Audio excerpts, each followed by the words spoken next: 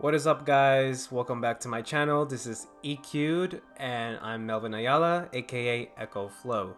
Today I'm going to be reviewing a brand new album that came out last week, Anniversary by Bryson Tiller. This is Bryson Tiller's third album. First one being Trapsoul, which came out I believe in 2015, which was a huge success. 3 hits coming out of that one that went mainstream, one of them even getting a Grammy nominee, which is pretty exciting.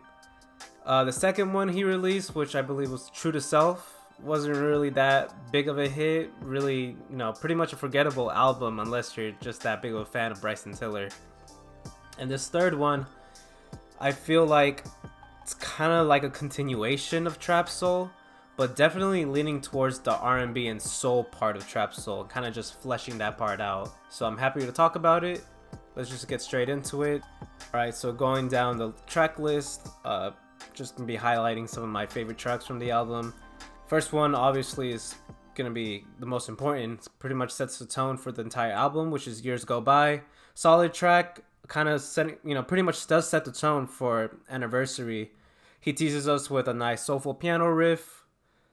The producer does, which then switches into this more of a driving beat, which kind of reminiscing of like a trap soul type of beat. Solid lyrics, pretty much talking about what the title of the song is, how years has gone by, what has changed, what he's been through. Solid vocal performance by Bryson Tiller. Is pretty much what we expect from him, although the song is pretty fast. He does teases us with slight melodic lines in between his verses, which I really appreciate, thus making it a pretty solid intro track, I have to say. Second track we're getting into, which is the second track of the song, Always Forever. Nice change of pace, slightly slowed down, more melodic singing on this one compared to the last one. Singing about a past relationship or a girl in his life. Pretty typical. Going into the third track, which is actually one of my favorite tracks off the album. I think it's a highlight. I'm Ready For You. The producer brings the tempo down for this one with really punchy drums and, just really heavy attack on the drums. There's rolling hats every so often to accent the beat, which is really nice. Kind of this zapping noise, pan to either side of your headphones. Really cool. And then the rest of the beats, it's just basically, that classic Bryson Tiller or just, whoever really has this similar sound, just heavily filtered sample, usually pitched down, just to create this vibe. Way different energy from the last song, though, that's for sure. He's actually rapping for this one throughout the chorus, talking about some girl he's seeing on Instagram or social media. Just really descriptive, really clever lines on this one. I actually do like his vocal performance on this one, even though he's rapping for the majority. Very strong track. The fourth track is Things Change. Very basic beat. This one, just more of the showcasing of the, heavily filtered samples. Kind of, just more of what you would expect from like Bryson Tiller, like is the type of beats he likes to sing or rap over. This one's not really one of my favorites lyrically or instrumentally. Going into the fifth track, Timeless Interlude. This one features a nice piano riff, kind of setting the chords down for the entire track. Then also has this nice droning bass that we're kind of used to with Bryson Tiller. You also hear it with Drake, some Drake songs, some Travis Scott songs. And then this nice little kind of synth sound, kind of just flying around the beat, kind of just accenting it, giving it, more ambiance. He's mostly rapping on this one, lyrics depicting his journey throughout, his music career, opening up the emotions and, just the feelings he's had over the years living his rapper life, which is actually a nice, like the song itself kind of just sets the mood for the next one. It's really a nice build up for Sorrows, the sixth track. Probably everybody's favorite from the album, at least the people I've talked to. This is also probably one of my favorites too. Nice mood change, opens up with a nice, really cool guitar stab sample from the song One Step Over the Borderline by Peter Allen. Vocally, Tiller gets into this higher alto range, sometimes getting into his half falsetto, I guess you can say. Just really making use of his vocal range, which is I think is pretty high for like a typical male voice. Not really like getting to like Usher ranges, but really nice, very full sound, which is what I like. Lyrically, he's very straightforward, kind of just like telling a story, describing a conflict he's having with a girl in his life.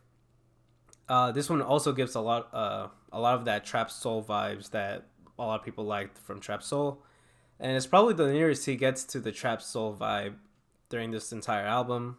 Seventh track on here, Inhale, which features this really groovy beat, which is actually called Exhale by producer D-Pat from like one of his beat tapes or albums, EPs, whatever you want to call it.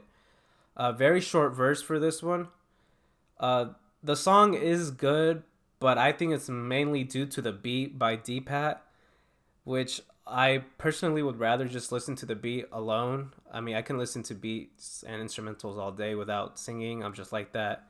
Bryson does add, I guess, a little bit of something to attach to for those people who need words or lyrics or singing to attach to a song.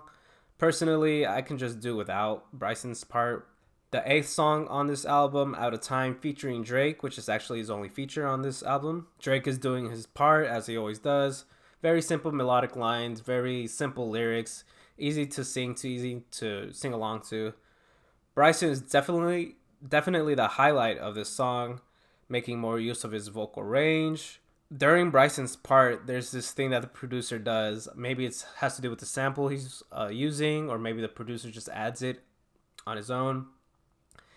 The song, if you know anything about music theory, the song is mainly in a minor tone, at least to my ear, meaning it's more of a sad feel, even though, you know, there's a nice groove coming from the drums. The producer implements something called a Picardy third. A Picardy third is just basically making a chord that usually you would hear in a minor feel, making it major just by moving the third of the chord, which if you don't know anything about music theory, that's fine, but it's just really a nice technique that like you really hear mostly in like R&B and jazz and more older types of music, which I personally really liked. Probably one of my favorite parts about the whole structure of this beat.